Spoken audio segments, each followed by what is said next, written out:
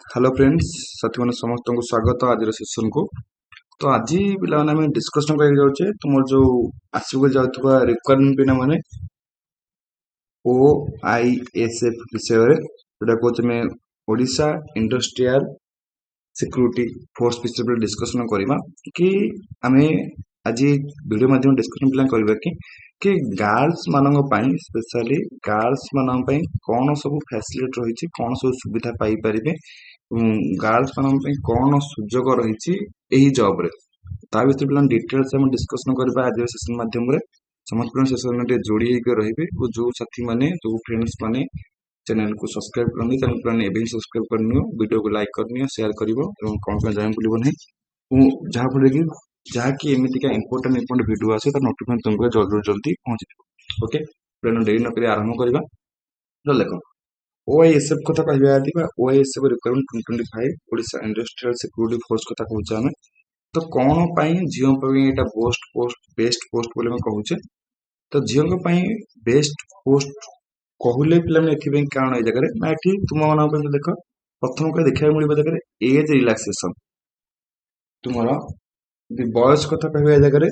बयस पिला तुम जगह 18 रु 23 वर्ष भितर सी जगह तुम कौन रिक्वायर करुच्ची किंतु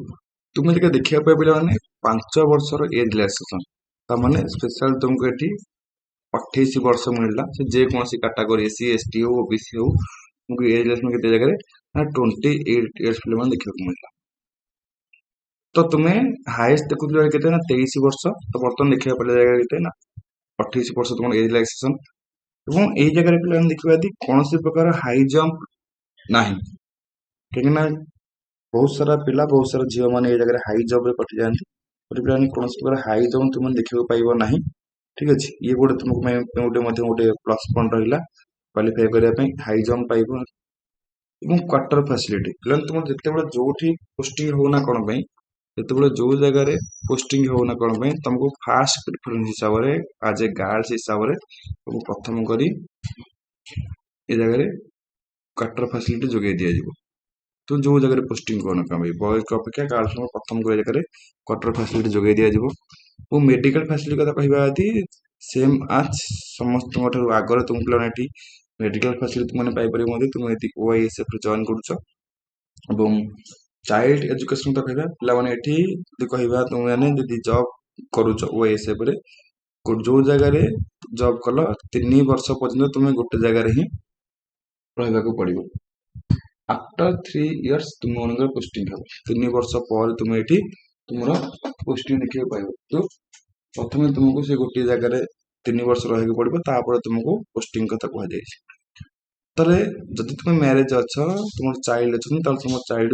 पढ़ापढ़ी असुविधा हो पार गोटे जगह आउ गोटे जगह सिफ्टिंग कथा कहूँ जगह में तो ये तुम सपोज गोटे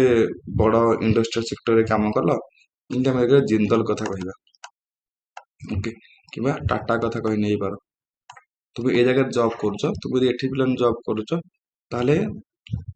तुम चाइल्ड जो मैंने रही टाटार जिंदल जो एम्प्लॉय मैंने जो स्कूल पढ़ुवे तार एम्प्लॉय को जो स्कूल पढ़ी फैसिलिटी दी जाइए तुम छुआ मैंने भी से स्कूल पढ़ी पारे এটা ପଡ଼ିବ ପିଲାମାନେ ସବୁ ଖର୍ଚ୍ଚ ସେଇ ଇଣ୍ଡଷ୍ଟ୍ରି ବହନ କରିବ ପୁରା ଫ୍ରି ଅଫ୍ କଷ୍ଟରେ ସେମ୍ ଫ୍ୟାସିଲିଟି ତାଙ୍କୁ ଯାହା ମିଳୁଛି ତମକୁ ସେ ବି ମଧ୍ୟ ମିଳିବ। ତ ଚାଇଲ୍ଡ ଏଜୁକେସନ ପାଇଁ ଏଇଟା ଗୋଟେ ପ୍ଲସ୍ ପଏଣ୍ଟ ତୁମେ ଦେଖିବାକୁ ପାଇଲ ଏବଂ ନୋ ରିସ୍କ ଜୋନ୍ ପୋଷ୍ଟିଂ କୌଣସି ରିସ୍କ ଜୋନ୍ରେ ତମକୁ ପୋଷ୍ଟିଂ ଦିଆଯିବ ନାହିଁ କୌଣସି ରିସ୍କ ଜୋନ୍ରେ ତମକୁ ଏଠି ପୋଷ୍ଟିଂ ଦିଆ ନାହିଁ ତୁମର ସେଫ୍ ଜୋନ୍କୁ ଦେଖିକି ପିଲାମାନେ ତୁମଠୁ ପୋଷ୍ଟିଂ ଯେହେତୁ ଗାର୍ଡସ୍ ତୁମର ସେଫ୍ ଜୋନ୍ ଦେଖିକି ତୁମକୁ ଏଠି ଜାଗାରେ ପୋଷ୍ଟିଂ ଦିଆଯିବ କୌଣସି ରିସ୍କ ତମକୁ ପ୍ରିଫର କରାଯିବ ନାହିଁ गोटे जगह तुम ये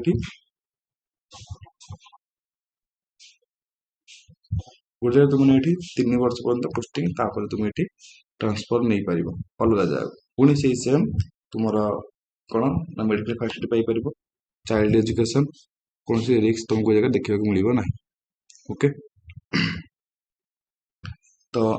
ये पे कहे डिटेल्स इनफॉरमेशन तुम कौन ये गार्ल्स को मैं पाने कहूँ गोटे बेस्ट जॉब बोली ठीक अच्छे जहाँ को कि आम देखुचे जगह यहाँ ये पे कहे गार्ल्स मान बेस्ट जॉब मुझे आउ डिस्कसन कर एग्जाम कथा पे एग्जाम रिक्वायरमेंट यार 4टा प्रोसेस रही written examination physical physical efficiency driving test ये पिलाने चार्टा कैटेगरी तुम एग्जाम हो एमती सेमती नुहे चार्टा कैटेगरी यहाँ पिलाने ऑप्शन रही है प्राइवेट दबा ना यहाँ ऑप्शन रही है तो written examination physical physical efficiency test ये तीन टा तुम प्रायोरिटी हिसाब से पाखापाखि पिलाने आलोकेट थाए तुमको 100 मार्क्स तुमको एग्जाम देवाक पड़ो 100 मार्क एग्जाम तुम दब जोटि पाखापाखि तुम ये जगह 8टी सब्जेक्ट को लेकिन पिला एग्जाम दब ठीक अच्छे 8टी सब्जेक्ट तुम ये एग्जाम दब 100 मार्क्स से कहीपर जगह तुम मैथ हो रिजनिंग हो इंग्लीश हो 100 मार्क्स एग्जाम तुम देवाक जीव 8टी सब्जेक्ट को नहीं इच क्वेश्चन तुम ये 1 मार्क्स 120 120 मिनिट तुमको 120 मिनट समय मिलूँ 2 घंटा तुमको जगह समय दिज्व ओएमआर ऑप्टिकल मार्क रिकग्नाइजेशन तुम ये पार कौन ना एग्जाम तो आ विषय पे एग्जाम पैटर्न विषय में पर आउ गोटे वीडियो डिस्कशन डिटेल्स करवा ठीक अच्छे तो ये वीडियो थिला एटा गार्ल्स कौन पे बेस्ट पदवी तो तापाई आम छोट वीडियो रखी ठीक अच्छे तो होप समस्त पे भल से जापारे कौन पे बेस्ट कहले यही क्राइटेरिया पे गार्ल्स मैंने बेस्ट पदवी कहीपर यदि मैंने चाहूँगी कि मुझे मैरिड ओडिशा पुलिस जॉब कर ना तो यहाँ अफकोर्स पे मैरिड होते भी ओडिशा पुलिस जॉब कर सेमती किसी क्राइटेरिया तार ना ओके तो समस्ते डिटेल्स सब कुछ बुझीपार तो बुझीपार पे समस्त वीडियो टी लाइक कर शेयर कर कमेंट कर सब्सक्राइब करेंगे जमें भूल ना।